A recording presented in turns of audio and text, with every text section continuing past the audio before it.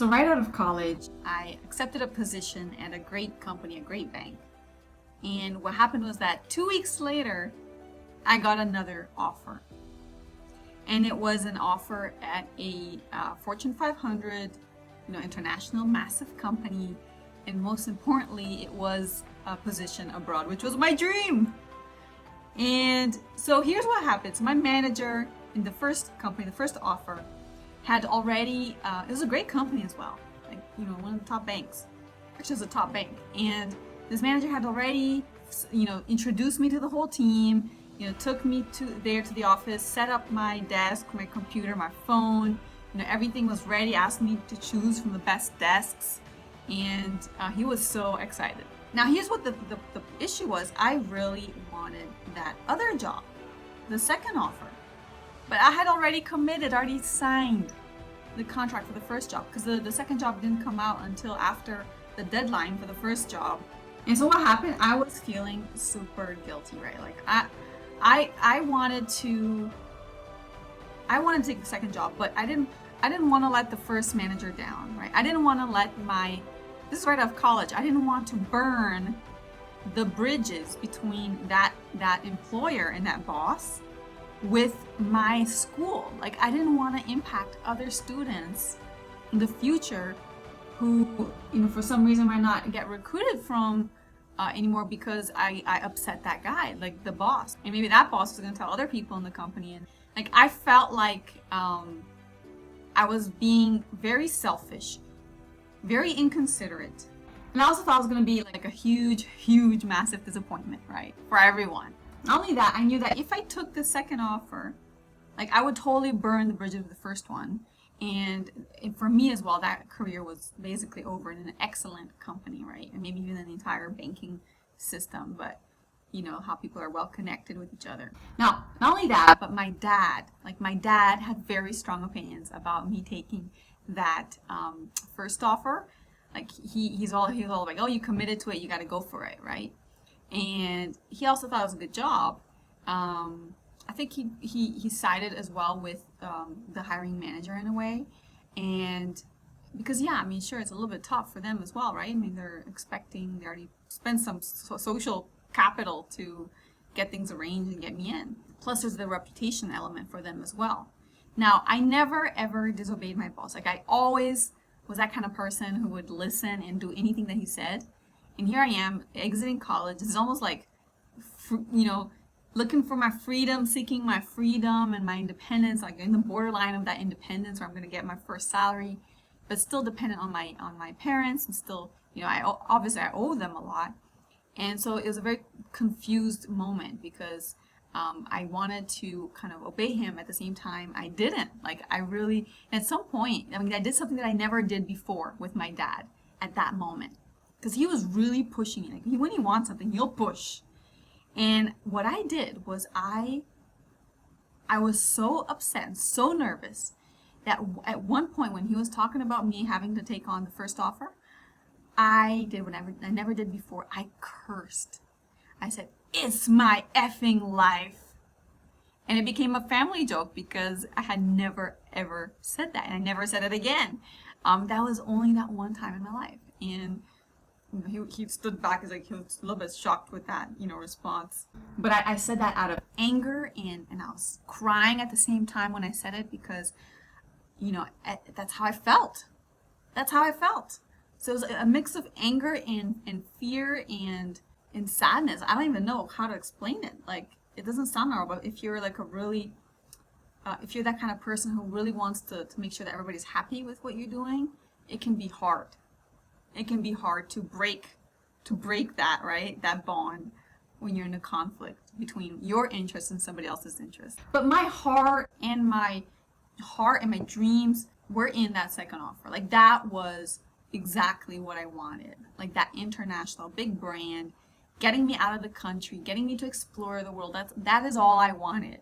And so I battled that, fear and that conflict, and almost like guilt and doubt in myself as well. In the prospect of this dream that I wanted to realize, of discovering the world, finally, I decided I'm gonna do this. I'm gonna take the second offer.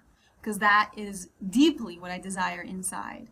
And this is one of my few chances, and this is my dream. This is my long-term vision. Like, the only reason why I wanted the first job was so that maybe in 2 years, if I was like one of the best people in there, I might have the opportunity to go abroad, right? So if I could just get it now at an even better company, I had to do that. Great, now I just had to talk to my first boss and tell him that I wasn't gonna take it. I was gonna back off. Now, I was so terrified of telling him in person. Definitely didn't want to do that. And I was too terrified to confront him by phone as well. So I decided to do it by email. And let me tell you something. This is crazy, but I waited until the day I was supposed to start. Literally, I waited. I already knew I wasn't going, but I couldn't find the courage to communicate the news. So I held on to it in this angst, and like I felt terrible about it. I didn't want to disappoint him. I didn't want to disappoint anyone. So I waited until, and I just didn't know, I wanted to avoid that conflict, that conversation. So I waited that one day when I was supposed to finally show up in the office. I said, this is it. He is gonna know that he's gonna see that I didn't show up. There's no way out. I need to do something. So I emailed him, and I know that was totally immature of me because, hey, you don't email somebody something like this, right? But that's all I could do in that moment, and that's what I did. And he was angry. He was furious. The man was furious. He was so angry on the email that he replied. And then he called me, and the HR called me. Everybody was so upset. And it was hard. It was hard to admit that I, did that, because I didn't want to hurt his feelings. I didn't want to hurt anybody's feelings. And still, even after all of that, even after, going against my dad, his boss, HR, everybody else, it was the best decision of my life. It was the best decision. It made my dreams come true instantly, like that. I explored the world, I traveled the world, did everything I wanted, which I might not have if I had stayed in that job. It was much harder to get a job internationally in a good company.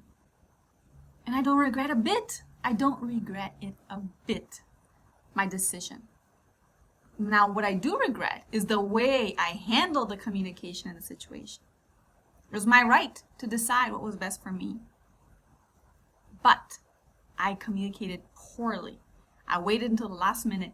I hurted him way more than I had to, because I wasn't empathetic enough to deal with. I was scared of hurting his feelings. I ended up hurting him way more, because last day, the day I was supposed to show up, he basically lost a resource. He had to go after and find somebody else and interview somebody else, which is probably better for everyone, because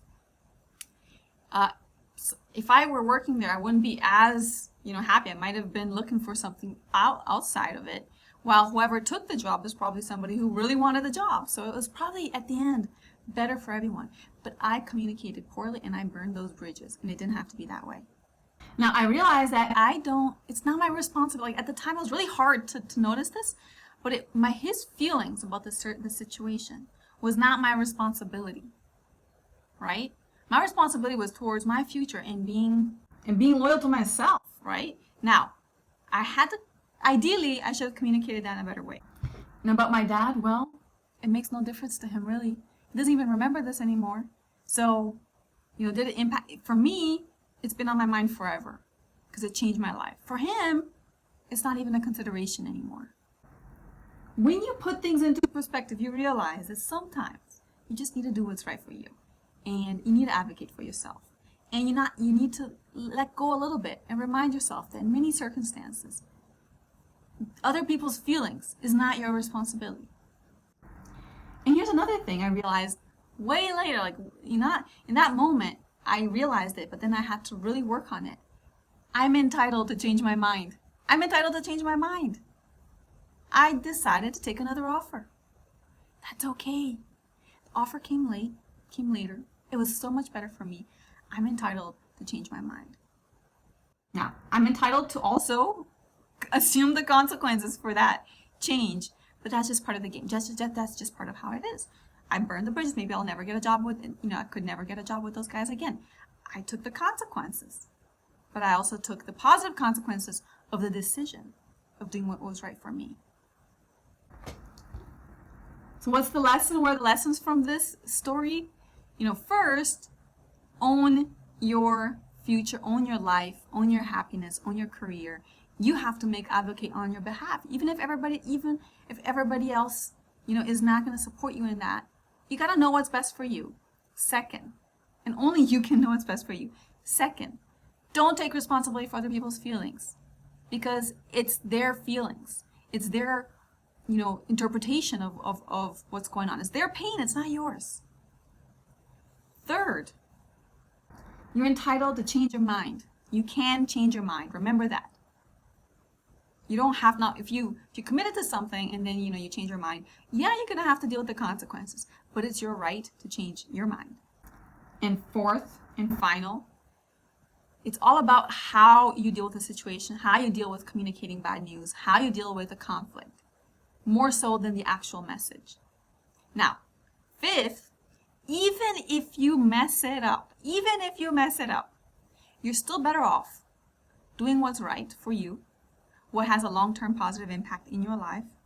Because when you're happy, a lot of other people are going to be happy, right? Because you exude that happiness to the world. So even if you're going to mess it up, even if you're not sure if you have what it takes in that moment or the skills to say it the right way to handle the situation, even if you think it's too late, just go for it. Go for it, because in the long run, you're not going to have that regret. You're not going to have that regret, oh, I should have done what was right for me. I never had that regret. Okay, so I hope you enjoy that. Those are some of my early days and early lessons of how to speak up and advocate for myself. And yeah, thank you for watching. I hope you have confident, candid, and caring conversations at home, at work, and every day. Check out assertiveway.com if you want to see some more information, and I will see you next time.